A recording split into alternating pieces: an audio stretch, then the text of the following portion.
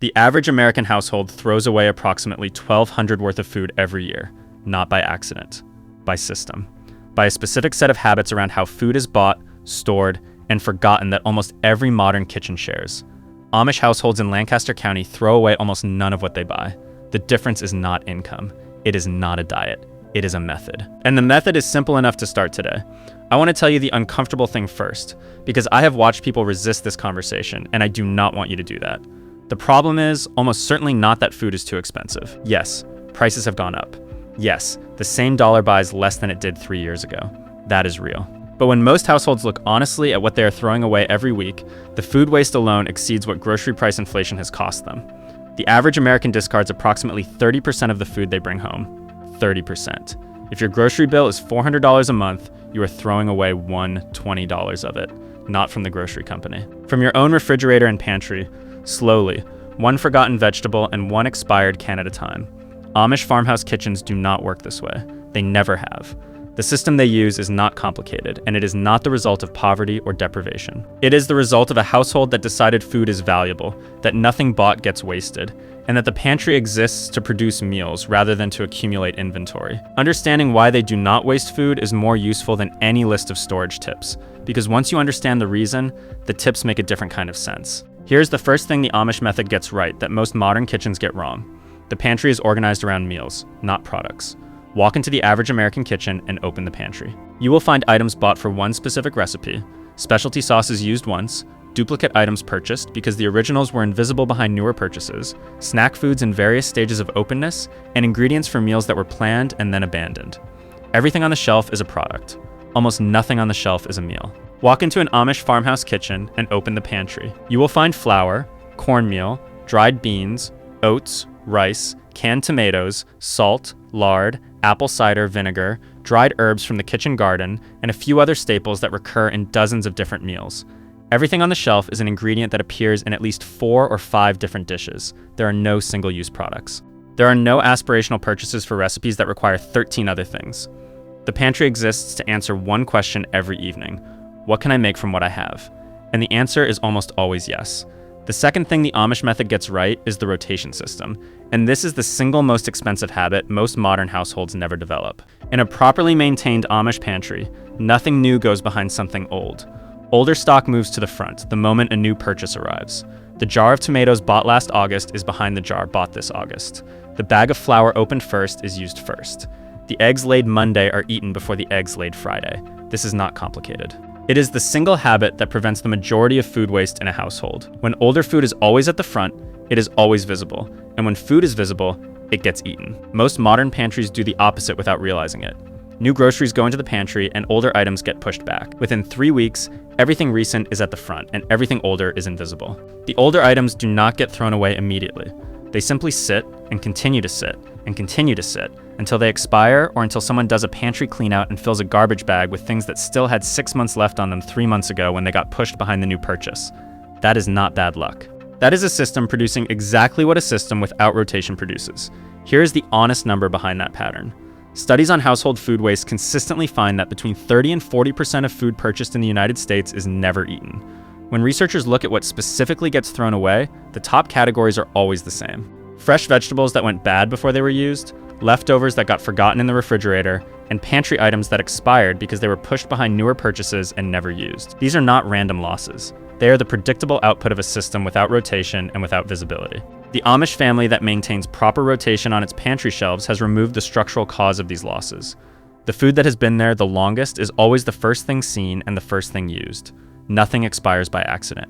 Here's the third thing the Amish method gets right, and this one is the most important one for the refrigerator. Amish households eat their refrigerator empty before the weekly shopping happens.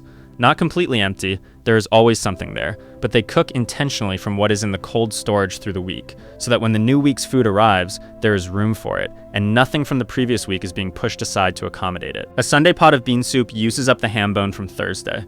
Monday's hash uses the potatoes and the leftover meat.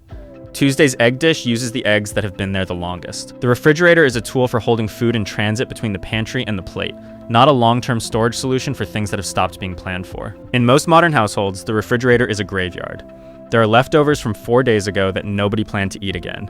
There are vegetables that were bought with a recipe in mind and the recipe never happened. There is yogurt that is technically still good for 2 more days and will definitely be thrown away in 4. There is half a block of cheese that has started to dry at the edges. All of these things cost money when they went in. They are going to cost more money and time and frustration when they come out and go into the trash. The Amish refrigerator does not look like this because the family plans to eat its contents before anything can reach the back. I want to be honest about how this habit was built and why most modern households do not have it.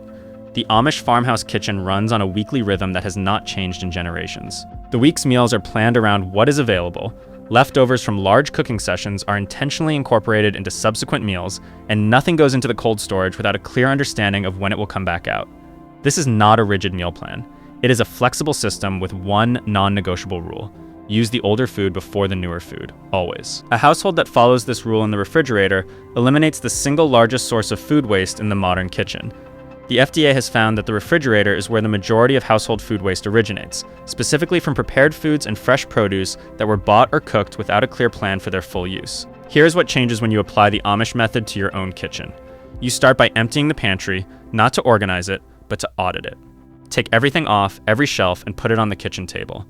Look at what you actually own. You will find things that surprise you. You will find duplicates. You will find items you forgot you bought. You will find things that are already past their date. You will find aspirational purchases for recipes you never made. What you are looking at is the physical record of every purchase that went in without a clear plan for coming out. The dollar value of what you throw away during this audit is not wasted. It is tuition. It is the last time you pay that price, because now you know what the system has been costing you.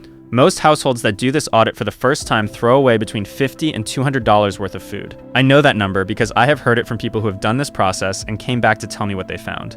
$50 is the conservative end. A few expired cans, some open bags of pasta gone stale, a bottle of sauce that hardened at the top. $200 is not unusual.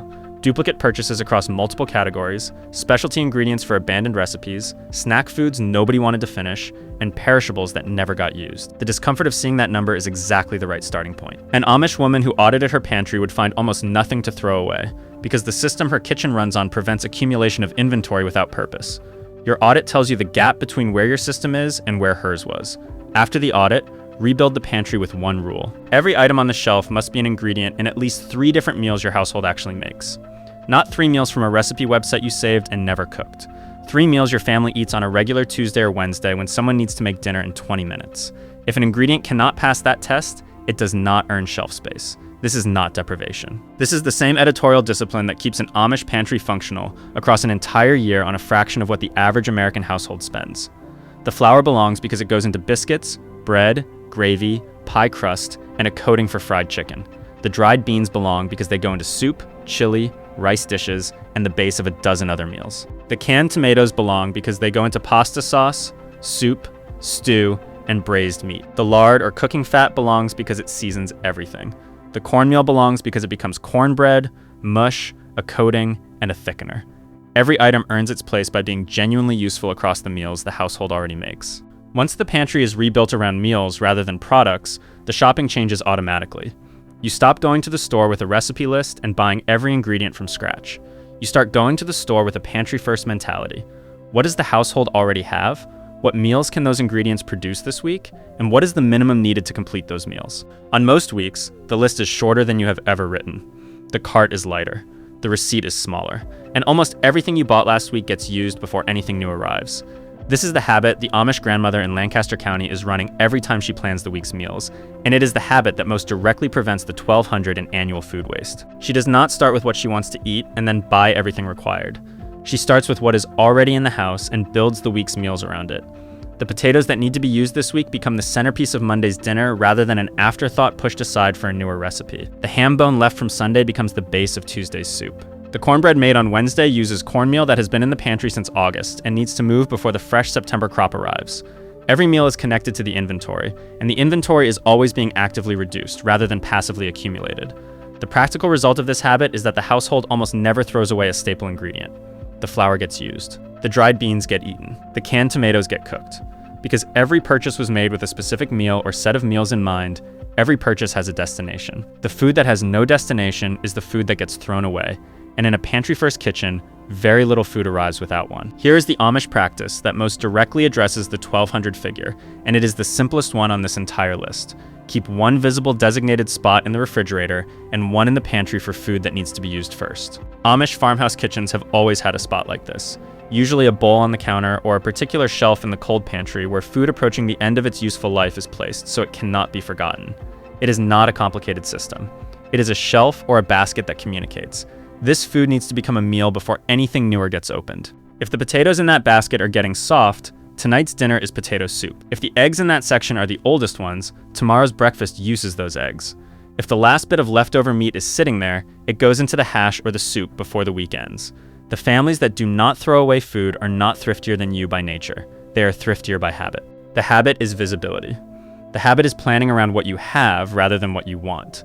The habit is treating food as the result of labor and cost that it actually is rather than as a disposable resource that can always be replaced by another grocery run. Amish households built these habits into the daily operation of the kitchen because they had no choice but to. The rest of us have the choice, and most of us have chosen not to bother. Here is the one specific thing you can do today, this afternoon, to start recovering that money. Open your refrigerator. Take out everything in the back. Look at it. Make a decision about each item right now. Is this going into a meal this week? Or is this going in the trash today? Make the decision. Do not put anything back in the refrigerator that does not have a specific meal assigned to it this week. What you throw away today is the last time you pay for that habit. What you commit to cooking this week is the first step of the Amish method in your own kitchen.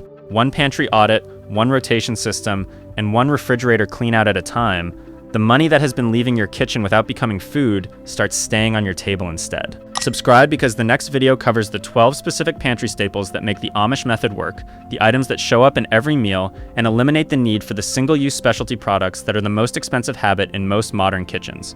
Tell me in the comments one specific food you threw away this week that you already knew would not get used when you bought it, because that answer tells me exactly where to go deeper next.